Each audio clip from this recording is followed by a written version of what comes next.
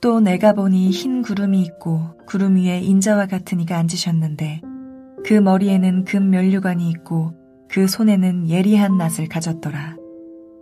또 다른 천사가 성전으로부터 나와 구름 위에 앉은 이를 향하여 큰 음성으로 외쳐 이르되 당신의 낫을 휘둘러 거두소서. 땅의 곡식이 다 익어 거둘 때가 이르렀음이니이다 하니 구름 위에 앉으신 이가 낫을 땅에 휘두르매 땅의 곡식이 거두어지니라. 또 다른 천사가 하늘에 있는 성전에서 나오는데 역시 예리한 낫을 가졌더라. 또 불을 다스리는 다른 천사가 제단으로부터 나와 예리한 낫 가진 자를 향하여 큰 음성으로 불러 이르되 내 예리한 낫을 휘둘러 땅에 포도송이를 거두라. 그 포도가 익었느니라 하더라. 천사가 낫을 땅에 휘둘러 땅에 포도를 거두어 하나님의 진노의 큰 포도주 틀에 던지매 성 밖에서 그 틀이 밟히니 틀에서 피가 나서 말 굴레에까지 닿았고 1600 스타디온에 퍼졌더라. 일곱 번째 천사가 일곱 번째 나팔을 불었을 때 하늘은 드디어 세상 나라가 그리스도의 나라가 될 것이라고 찬양하며 24 장로들 역시 여쪽에도 계시고 지금도 계신 주 하나님이 권능을 잡으시고 왕노릇 하실 것을 찬양합니다. 이제부터는 하나님 나라가 땅에 실현될 것이라는 선언입니다. 그런 후 일곱 대접 심판이 시작되기 직전에 또다시 막간 혹은 삽입 장면이 들어갑니다. 하늘에서 큰 이적을 보니 여자가 아이를 베어 해산하는 장면이 등장합니다. 용은 이 여자를 해산하려고 하는 아이를 삼키고자 여자 앞에 서 있습니다. 아담 때부터 하나님의 백성인 교회를 대적하였던 사탄이 이제는 그리스도까지 제거하려고 하는 것입니다. 그리스도를 통한 하나님의 구원 계획을 무너뜨리려고 애를 썼지만 하나님은 구원 사역을 완수하신 그리스도를 하늘로 올리시고 사탄 역시 이 일로 하늘의 전쟁에서 패배하여 땅으로 쫓겨납니다. 땅에서 사탄은 여자의 후손인 교회를 공격하지만 하나님이 보호하시는 교회를 이기지 못합니다. 사탄은 바다와 땅에서 두 짐승을 불러 올려서 이 대리자들을 통해 하나님을 대적하고 교회를 박해합니다. 바다에서 올라온 짐승은 어린 양을 모방하고 땅에서 올라오는 짐승은 성령처럼 첫 번째 짐승을 찬양하며 우상을 만들고 경배하도록 하는 일을 합니다. 그리고 오른손이나 이마에 표를 찍어서 자기 세력을 만들려고 합니다. 이처럼 용과 두 짐승은 가짜 삼위일체를 이루어 땅에서 자기 세력을 구축하고 통치 체계를 이루어서 교회를 무너뜨리고자 하는 것입니다. 그렇다면 이런 상황에서 교회 역시 짐승의 표를 받고 강력한 사탄의 세력에 의해 결국 무너지고 말까요? 이때 요한이 또다시 환상을 보니 시온산에서 어린 양이 14만 4천 명과 함께 서 있는 것을 보게 됩니다. 이마에 어린 양의 이름과 아버지의 이름이 쓰여진 사람들, 즉 땅에서 성령함을 받은 14만 4천 명이 하나님과 내 생물과 장로들 앞에서 어린 양의 구원을 찬양하는 새 노래를 부르고 있는 것입니다. 요한은 이 사람들은 여자와 더불어 더럽히지 아니하고 순결한 자라 어린 양이 어디로 인도하든지 따라가는 자며 사람 가운데서 성령함을 받아 처음 익은 열매로 하나님과 어린 양에게 속한 자들이니 그 입에 거짓말이 없고 흠이 없는 자들이더라 라고 말합니다. 그들은 어린 양의 군대로서 용과 짐승들에게 표를 받기를 거절함으로 승리한 자들이었습니다. 이들은 순교자로서 희생을 기꺼이 감당한 자들입니다. 그리고 요한은 메시지를 전달하는 세 천사를 보았습니다. 첫 번째 천사는 영원한 복음을 가진 천사로서 심판의 시간이 이르렀으니 하나님을 경외하고 경배하라고 선포합니다.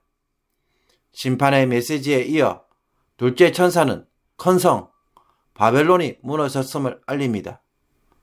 로마 제국이 멸망할 것을 예언하고 있습니다. 셋째 천사는 누구든지 짐승과 우상에게 경배하고 이마에나 손에 표를 받으면 하나님의 심판을 받을 것이라고 외칩니다. 하나님의 진노의 포도주를 마신 자는 불과 유황으로 고난을 받을 것입니다. 그러나 이와 달리 하나님의 계명과 예수에 대한 믿음을 지킨 자들은 하늘에서 영원한 안식을 누릴 것이라고 하늘에서 음성이 울려나며 요한이 이것을 기록합니다. 겉으로 요한은 마지막 날에 있을 두 개의 추수 장면을 봅니다. 먼저 구름 위에 앉은 인자 같은 이가 금 면류관을 쓰고 손에 예리한 낫을 가지고 있습니다. 천사가 성전으로부터 나와서 당신의 낫을 휘둘러 거두소서, 땅의 곡식이 다 익어 거둘 때가 이르렀음이니이다 라고 외치자 그리스도께서 낫을 땅에 휘둘러 땅의 곡식을 거둡니다. 지금까지 인내하고 믿음을 지킨 자들을 구원하심으로 주님의 추수사역이 완성되었다는 것을 보여줍니다. 그리고 또 다른 천사가 하늘 성전에서 나오는데 그 역시도 예리한 낫을 가졌습니다. 이번에는 불을 다스리는 다른 천사가 제단으로부터 나와서 내 예리한 낫을 휘둘러 땅의 포도송이를 거두라. 그 포도가 익었느니라 라고 외칩니다. 짐승에게 속한 자들의 죄악이 무로 익었다는 것입니다. 이에 천사가 낫을 땅에 휘둘러 땅에 포도를 거두어 하나님의 진노의 큰 포도주 틀에 던집니다. 그러자 술틀에서 피가 흘러나와 1600 스타디온, 약 300km나 퍼져나갔습니다. 온 세상이 철저하게 심판받았다는 것입니다. 그러므로 7번째 나팔 이후에 전개되는 7대접 심판은 장차 어떤 심판이 될 것을 미리 가르쳐주고 있습니까? 첫째는 사탄과 그의 부하들을 이제 심판하실 것입니다.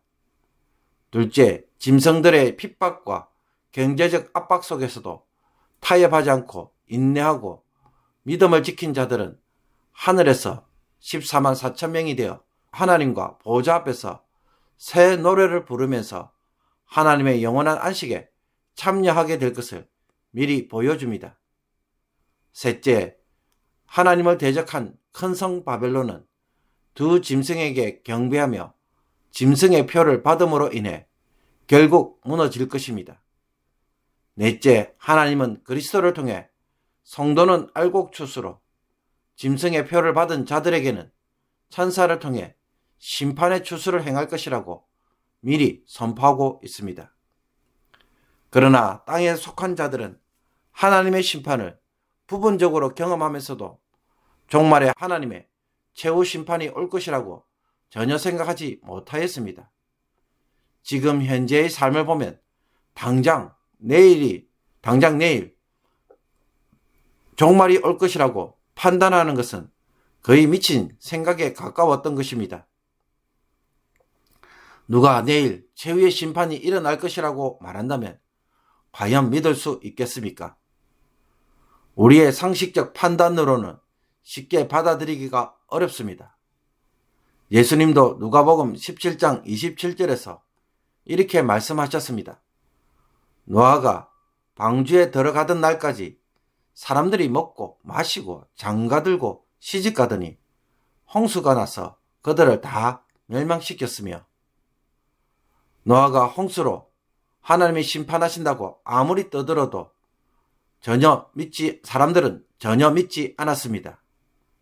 세상에 그런 일이 일어날 것이라고 전혀 생각하지 않았기 때문입니다. 그러나 하늘에서 14만 4천 명은 종말에 하나님의 심판이 있음을 알고 땅에서 끝까지 믿음을 지키고 타협하지 않으므로 하나님의 영원한 안식에 참여하는 복을 누리게 되었습니다. 그러므로 어제를 보고 오늘을 사는 자들이 아니라 미래를 보고, 즉 끝이 어떻게 되는지를 알고 오늘을 살아가야 하는 것입니다. 예수 그리스도의 알곡 추수에 참여하려면 오늘 어떻게 살아가야 하겠습니까? 그 자리에 서기 위해서 오늘 하나씩 준비하고 계십니까?